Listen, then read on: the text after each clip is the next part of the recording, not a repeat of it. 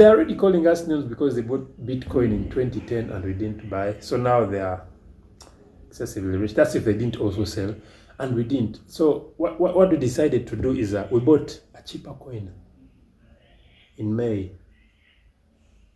And this cheaper coin even became cheaper than the price we bought it at. So now, you know what that means.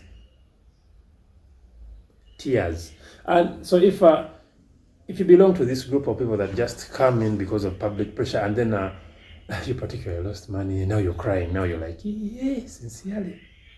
It is not a scam. It is not a scam. It's a, well, it is a very strange but interesting concept. So if you're interested in cryptocurrency and you want to take it forward, if you're a newbie, if everything is confusing and sincerely, this is a good watch. First, disclaimer, this is not financial advice.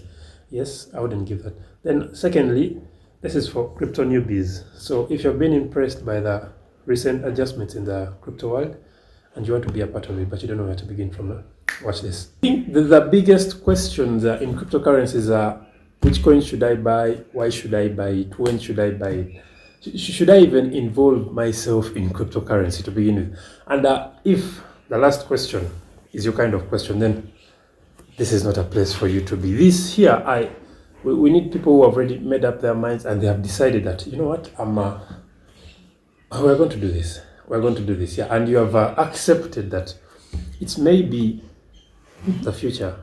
And I understand it can be confusing at times. More than half of the people that are invested in cryptocurrencies, it's because of peer pressure. Like you fear to miss out. You don't want to miss out because you fear to be used as an example whenever guys are mentioned. They're already using us as examples. Those guys that bought Bitcoin in 2013 and all that stuff, like, we told you to buy when it was still $1. You refused. We are millionaires. It's fear to lose out. And there's a few people that know why they're into cryptocurrency, guys that have read about it and all that stuff. And those are the guys that make the profits nowadays. And so then the other lot, most of us are in peer pressure, fear to lose out, and it is an interesting development. Honestly, it's interesting. Bitcoin was around 300. Was it 300?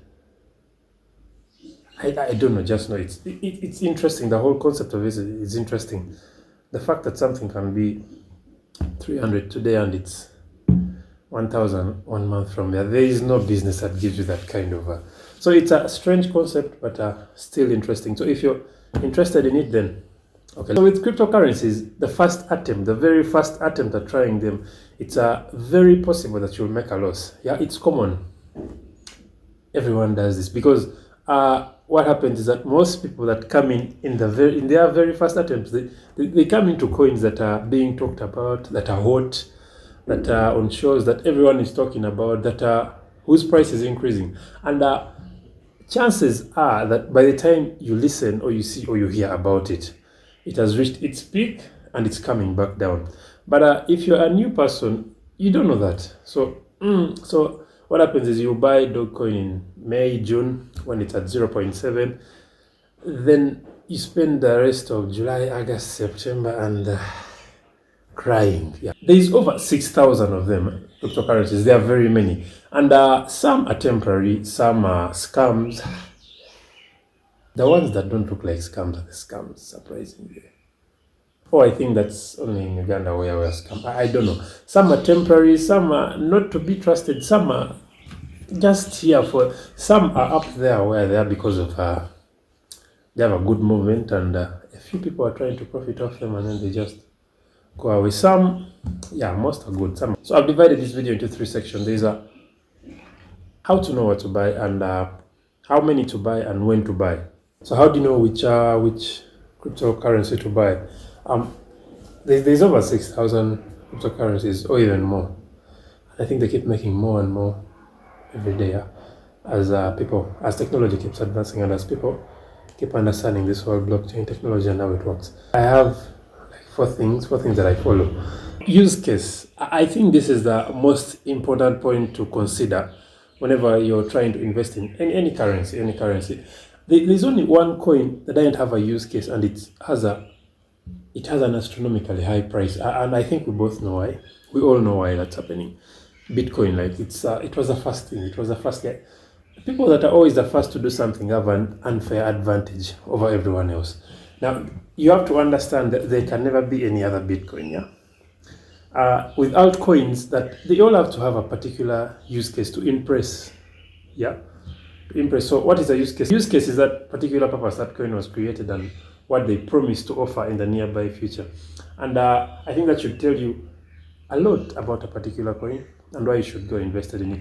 So how to tell if a use case is good or it's fraudulent? Because there's some coins that really come up and they pause to do, and they're frauds. That's where my age factor comes in. I normally don't want to deal with things that have been there for a short period of time. Yeah?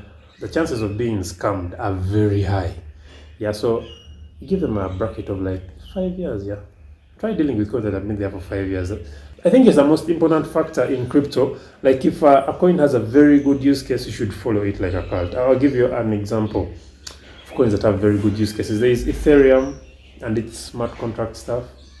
That is, and Ethereum has many use cases. Ethereum is top there. But I can give you another example. There is VeChain that promises to enhance supply chain management, and it is designed for mass adoption of blockchain by different businesses. So that should tell you, I think, that's a very strong use case. Apart from it being backed by the Chinese government, yeah, they have a foundation which is very strong. So if you read about a particular coin and they have a very, very good use case, yeah, they have a purpose, yeah, it's a very good thing. Now most coins, there are very few coins that have no use case and they're up there. They have astronomically high prices. I don't think there are actually any. There are very few coins that are try, but that's because of consumers and people talking about them here and there. Like Dogecoin, the meme. I don't think being a meme is a use case, but for some reason Dogecoin almost hit $1, or it will hit $1. Yeah, and then there's Shibu came in also to be the Dogecoin killer. That's not a use case. That is not a use case, guys. That is just I don't know that, but for some reason their prices keep increasing. But that's for very few coins. It doesn't happen for everyone. Use case should gauge you, because chances are high that you'll buy something that is going to exist for a very few years, then it gets off the market. And that will be your fault, not anyone else. Yeah, scammers exist, not only in Uganda. Adoptability. How will the market react to this establishment? Will they pick it up or will they dump it? Now, to know if they will do this or that is very difficult if you don't read about your particular coin in detail. And by detail, I mean detail. Like by reading about Ethereum, I would know that it's going to be there for a very, very long time. The fact that some altcoins are built on the Ethereum network means that it's not going anywhere, honestly. Let's be honest, it's not going anywhere. There are many, many altcoins that use the Ethereum network to survive. So why would Ethereum go away? That just gives you something clear about it. I'm reading about VeChain. I like VeChain, honestly. I like VeChain, and I will mention VeChain in video.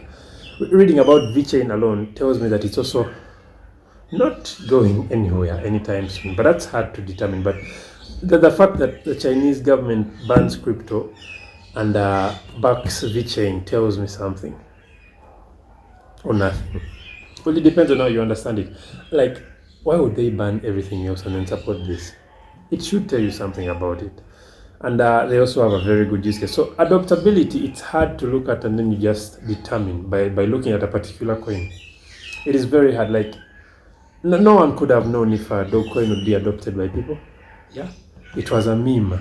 The guy was literally tired. He was just doing it for fun. So it's a very hard metric. But if you follow the use case of a particular coin, it can tell you if the market will adopt to it or if it's so when do you buy?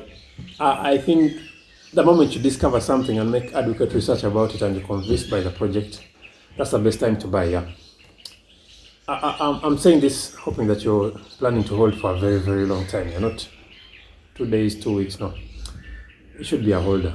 Yeah, so when you discover something, make adequate research about it and it convinces you, yeah, you can buy. And you shouldn't buy because everyone else is buying. They'll sell when you're still holding and you will cry. You'll cry. Tears, real tears. So how many do you buy? Now that depends on the size of your pocket and how much you're willing to risk. Remember, it's a risking game. It's a very volatile market. It can crash anytime. Yeah. So you put in a lot, but you leave something to bring you back just in case. But it's not crashing anytime soon.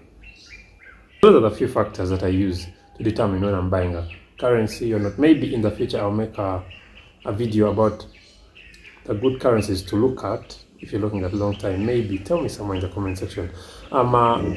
Also, if you have any other factors that you use as a person, you can tell us in the comment section. Thank you for watching. Share, like, subscribe. See you next time.